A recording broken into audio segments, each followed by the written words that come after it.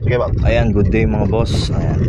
Pinotest namin ni Sir to dahil ayan, sa right side niya, ang dami nangangalapag niya mga boss. Grabe kalampag. Sige ba, balik ko na. Nalagatok mga boss.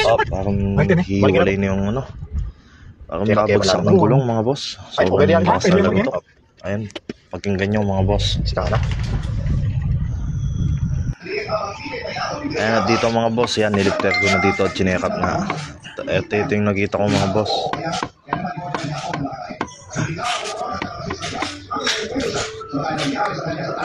Yan yung shock niya mga boss, tsaka yung ano niya, shock mountain. Ay, putol na mga boss. Buti, naabot pa dito ni Sir. Talagang delikado to mga boss. Ayan, ito papalitan ko na. Sa pagtanggal ng shock mga boss, ayan, hihilan lang naman yung mga bolt nito. Yan, bolt ng stabilizer link na 17mm, tsaka dalawa sa ilalim shock, dalawa yung 19mm. Simple lang naman yung pagtatanggal nito mga boss. Panoorin nyo mga boss. Tapos dyan yung bracket na 14mm, yan lang, tatlo lang yung mga bolt nya. Lakas ng kalampag niya sa right side mga boss. Kung matirin yun talaga si boss, hindi na mapakali. Kaya ang buti na bago niya ibiyahe, tinala niya muna dito sa shop. Ayos pa natin.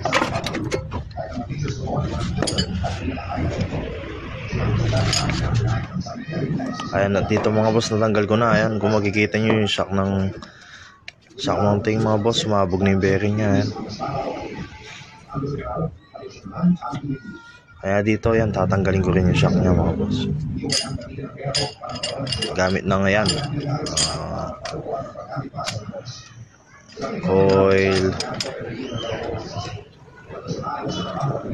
oil compressor yan mga boss. Yung kailangan dyan mga boss, pag naglalagay kayo ng ganyan, tapatan, huwag magkadikit kasi pipitik yan. Matigas pa naman yung ano, masakit mapitik dyan, kakul na yan. Kasi pwersado yan mga boss. Ayan, kung nakikita nyo mga boss, ayun, tapatan sila. Yung ibang diskarte dito mga boss, yung iba nilalagyan ng alambre, ganun. Kanya-kanya diskarte lang naman kung magdi-DIY ka mga boss. Pwede din naman yun, yung sinaunang ano, wala pa nga to, ganun yung ginagawa. Diskarte ng mga matatanda yan. Ayan, kung makikita yun, nag-compress na mga boss. Diyan, tinanggal ko na yung 19mm na yan, yung bolt ng ano, shock mounting. Ayan.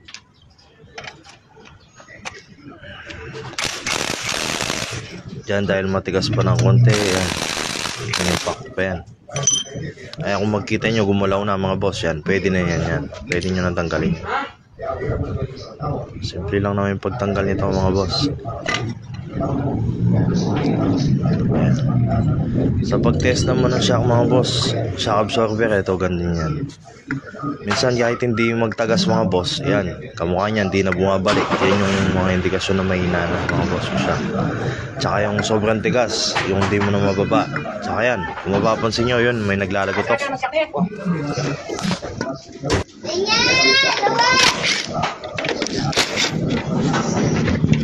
Ayan na dyan, tatanggalin ko ng shock mounting. May tatlong 12mm yan mga boss. Dahil papabili ko, kailangan ng sample dito mga boss. Ayan, umiwalay na dyan mga boss. Tanggal na.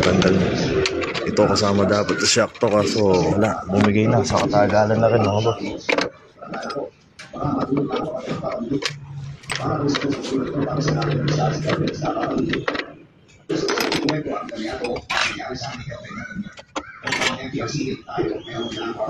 Ayan, ganun lang mga boss, simple lang. Pag mahugot mo na yan, yan talaga kasama ng ano, shock yan. Kaso yan, bumigay na lang nga, katagalan nga. Tsaka yan, pag sira pa naman yung shock na hindi pinapalitan, madaming madadamage mga boss, kamukha ng mga bushing tsaka ball joint. Kaya dapat panatilihin natin. Ito, andyan na yung mga pyesa yan mga boss. Kung magkita nyo bago na KYB na yan, pinabili ni boss. Dito makikita nyo kung pagkakompleto dito. Yan, may gatla naman yun sa ilalim ng shock, coil spring na ano, may katlayan, may hangganan yung hinto niya mga boss. Itapat nyo lang doon. Tapos syempre dito ilalapatan ng bearing shock mounting, gagasahan niya, linisin na yan. Syempre madulas yung ikot niya mamaya mga boss. Ayan, may mga timing din yan mga boss. Ayan, kung makikita nyo may guide dyan. Ayan, yung papasok yan, sasagad din yun. Ayan dyan sasagad dyan. Pag di natapat dyan, pwede rin maglagotok pa yan mga boss. Saka hindi maigpitan ng maayos. Ayan, nung nalapat na yan, pwede nang ilagay yan. Yung shock mounting, ganyan lang. Tignan nyo yung ikot, revealing na. Tapos yan, yung bolt na 99 yan.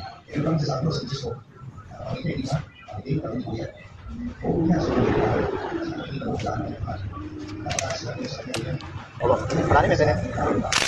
Sabi yung tama nga to.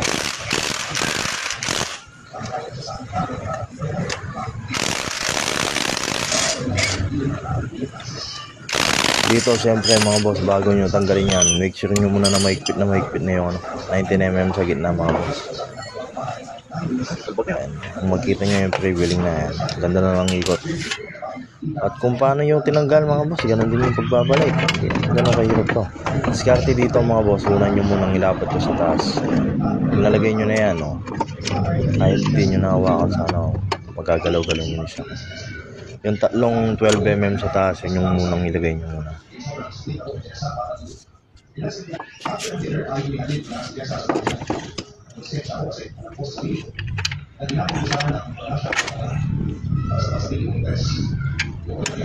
Ayan dyan, galaw-galawin nyo lang, ganyan lang yung diskarte dyan mga boss. Kung magdi-DIY kayo magpapalit ng shock, ganyan lang din. Panurin nyo lang ito mga boss.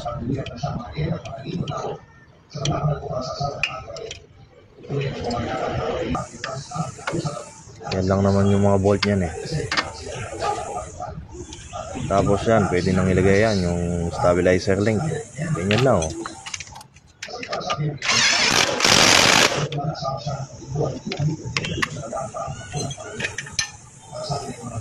Baguhin ko na talaga mga boss pag may impact kayo. Mabilis yung trabaho mga boss. Naging tulong ng impact arrange na ito mga boss. Mapapagaan yung trabaho mga boss. Siyempre kahit may impact na yan, double check pa rin natin mga boss. Huwag tayong magano, iwala masyado sa impact. Kailangan double check pa rin natin ang power. Kaya na nakita nyo mga boss, kasi minsan yung impact di naman gano'ng kaikit yung ano niya.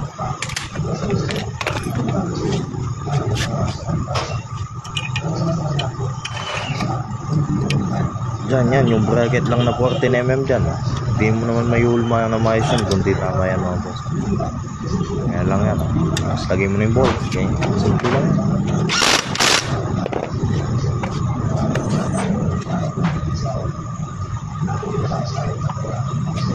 Tapos na, pwede nang ilagay yung gulong yan. Tapos sigpitan na lang sa ilalim.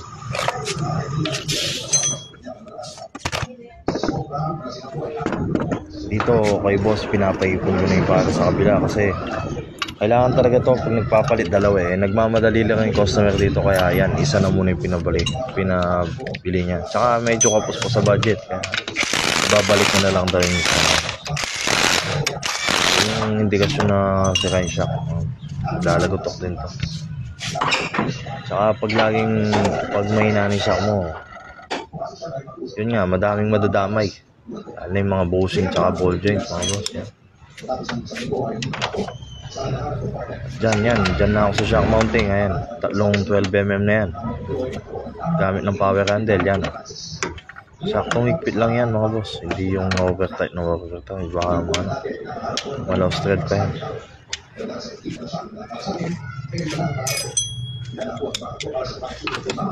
Siyempre, gaya na sinabi ko kanina, kahit na-impact na, double check pa rin natin sa power handle yung gitna ng bolt ng shock.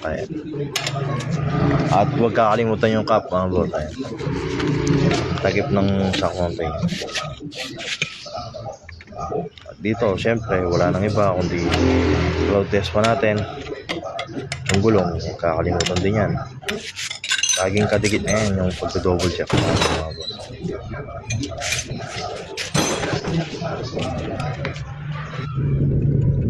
Kini. Ayan, tangkit tayo. Ayan, at dito mga boss, sinusubukan na namin. Ayan. Dito pa lang mga boss, daman na ni sir na ayan, tuwang-tuwa na dito dahil yun nga, wala na talaga mga boss. Pero syempre, sinabi ko, pag-ipunan niya pa rin yung isa mga boss. Kasi yun nga, Diretso yun po. Happy na yan? malamang yung kabila na naman yung matatamaan yan dahil bago na yung isa eh. Magtatampo yung isa mga boss. Ayan, yan lang mga boss. Ano po, napulutan po natin ang aral.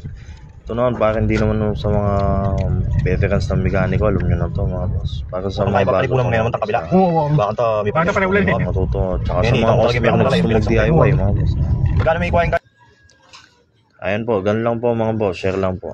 Salamat po sa panonood. Ingat po kayo mga boss.